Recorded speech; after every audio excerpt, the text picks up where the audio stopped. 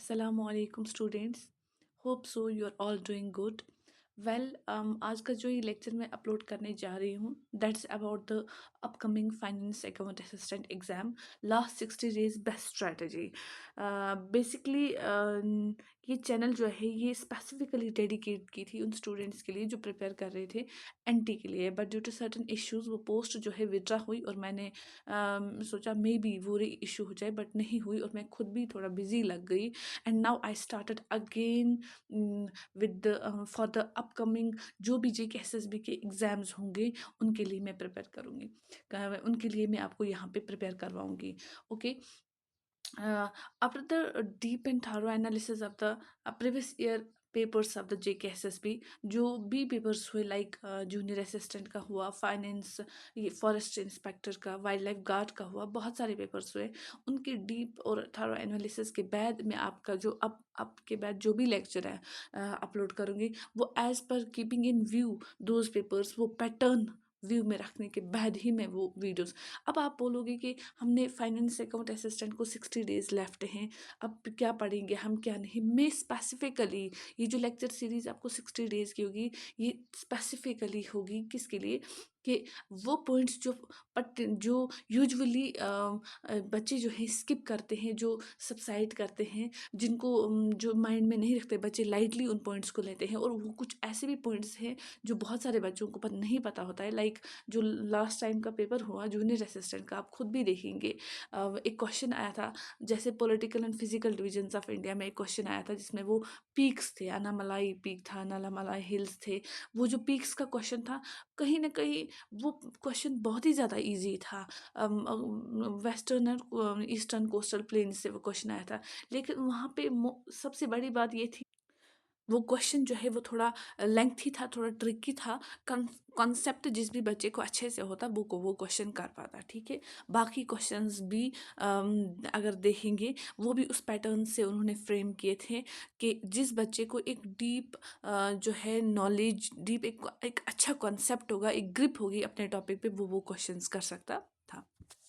Well अब हम जो ये लास्ट 60 डेज स्ट्रैटेजी है, सभी बच्चों को पता है, सिलेबस तो सबों ने देखा होगा। जिन्होंने, वो भी बच्चे हैं जिन्होंने अभी तक स्टार्ट नहीं किया है, या कुछ ऐसे भी बच्चे हैं जो अभी मिड की प्रिपरेशन की मिड में है, और कुछ ऐसे भी हैं जो प्रिपरेशन के एंड पे पहुंचे।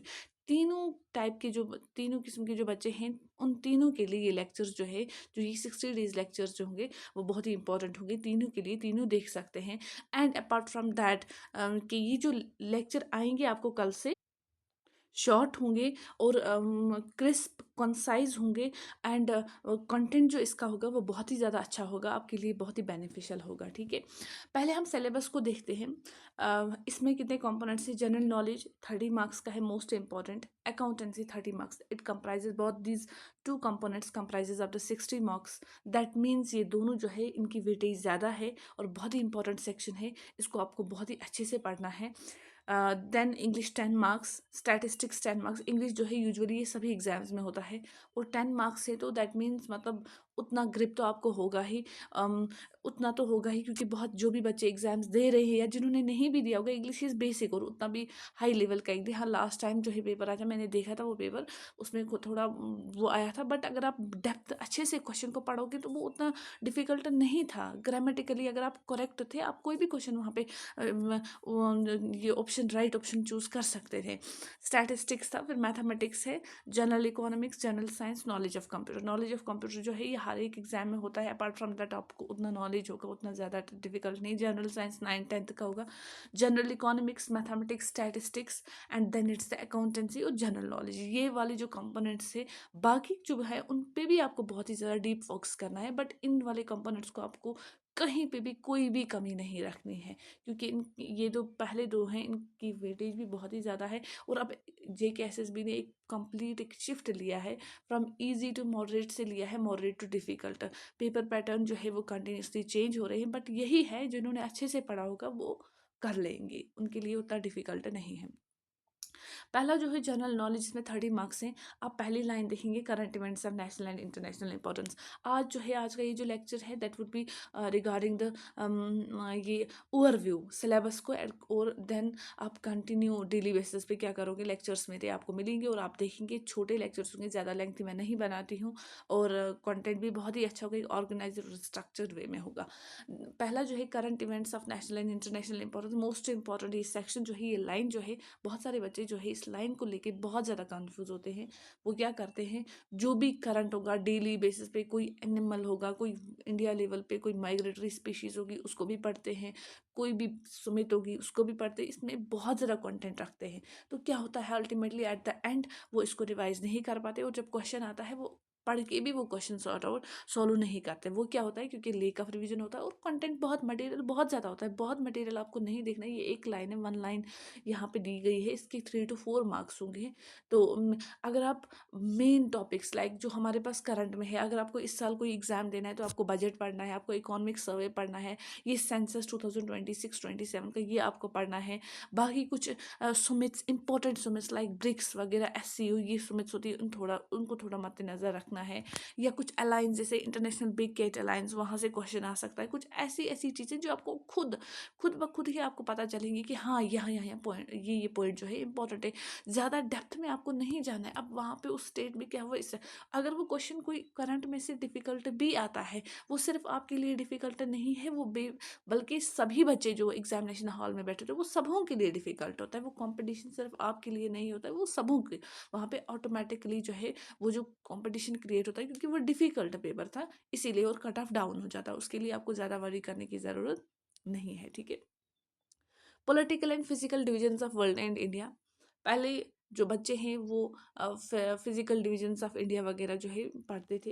हाँ, पता था क्वेश्चन आएगा इसी से। अब हमें अब इस तरीके से पढ़ना है कि रेंज, हिल्स, जो भी इम्पोर्टेंट हैं, कोई भी, अगर कर्नाटका एक प्लेस है उसमें 8 to 9 10 to 12 जो है इम्पोर्टेंट पीक्स हैं, रेंज से आपको उनको 8 to 10 को याद करके जाना है। देन आप सोच सकते हो कि हम एग्जाम, क्योंकि आपको नहीं पता एग्जामिनर कहाँ से, ऊपर से जो ऑप्शंस डालते हैं वो ऑप्शंस जो है वो थोड़े कंफ्यूजिंग होते हैं, जिससे इंसान इजी ये आंसर नहीं, कोई ऑप्शन चूज नहीं कर सकता है। सो आपको क्या करना है, आपको जो भी पढ़ाई करनी है, आपको थोड़ा बहुत अपनी लेवल को थोड़ा बढ़ाना है, ठीक है। आपको वर्ल्ड वर्ल्ड जियोग्राफी, वर्ल्ड में क्या, आपको मैपिंग का आपको पूरा पता होना चाहिए। लाइक लास्ट टाइम एक क्वेश्चन आया था Maracaibo lake, that is in the Venezuela, कुछ टाइम न्यूज़ में भी था, दैट इज वाई वो आया। बट स्टिल आपको नहीं पता आपको क्वेश्चन कहाँ से आएगा, आपको थोड़ा वर्ल्ड का एक ओवरव्यू होना चाहिए कि कहाँ पे कौन सा कॉन्टिनेंट है, कहाँ पे कौन सी लेक है, कहाँ पे कौन सी कंट्री है, और सीज को थोड़ा बहुत देखना है आपको। कुछ इंपॉर्टेंट प्लेसेस है जो करंट अफेयर्स करंट में होंगी, तो आप उनको भी, आपको उनको भी देखना है।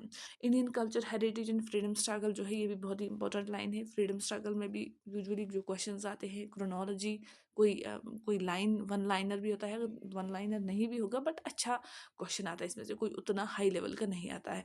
लास्ट टाइम आया था। और अगर कोई हाई लेवल का आता भी है, कुछ ऐसा क्वेश्चन जो आप नहीं कर सकते हैं, और वहाँ पे जो है, वहाँ पे आपको घबराना नहीं है। वो क्वेश्चन जो है, अगर आपको ज़्यादा ही आपके माइंड से, अपने पूरे अच्छी तरह से प्रिपरेशन करने के बाद भी आपको कोई क्वेश्चन फ्रीडम स्ट्रगल का नहीं आ रहा है, आपको वहाँ पे वरी होने की ज़रूरत नहीं है। ट्रांसपोर्ट एंड कम्युनिकेशन, वही जो आप बैक से पढ़ रहे हैं, और अभी भी आज भी वही है, वही पुराना है, कुछ नया उसमें ऐड ऑन होगा, कोई पाइपलाइन होगी, कोई नया नेशनल हाईवे, कुछ ऐसा वगैरह। फिर demography, census, its features and functions, इसमें आपको ऐड ऑन करना है 2026 का जो भी सेंसस का डेटा है वो करना है। Important rivers and lakes of India, आपको ये पढ़ना है। Weather, climate, crops, environment, ecology and biodiversity, ये सारा पोर्शन जो है ये आपको पढ़ना है। उसके बाद आप अकाउंटेंसी, कल से आपको डेली बेसिस पे लेक्चर्स आएंगे, और वो लेक्चर आई एश्योर यू कि वो बहुत ही ज़्यादा बेनिफिशियल आपको प्रूव होंगे।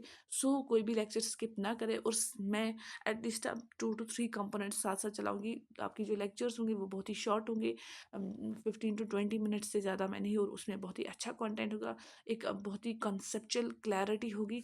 सो आप वो लेक्चर्स जो हैं, आप जो लेक्चर्स आने वाले लेक्चर से, इनको स्किप ना करें, अच्छे से देखें और अपनी प्रिपरेशन को कंटिन्यू रखें, और अच्छे से पढ़ें। God bless you. Thank you. अल्लाह हाफिज़।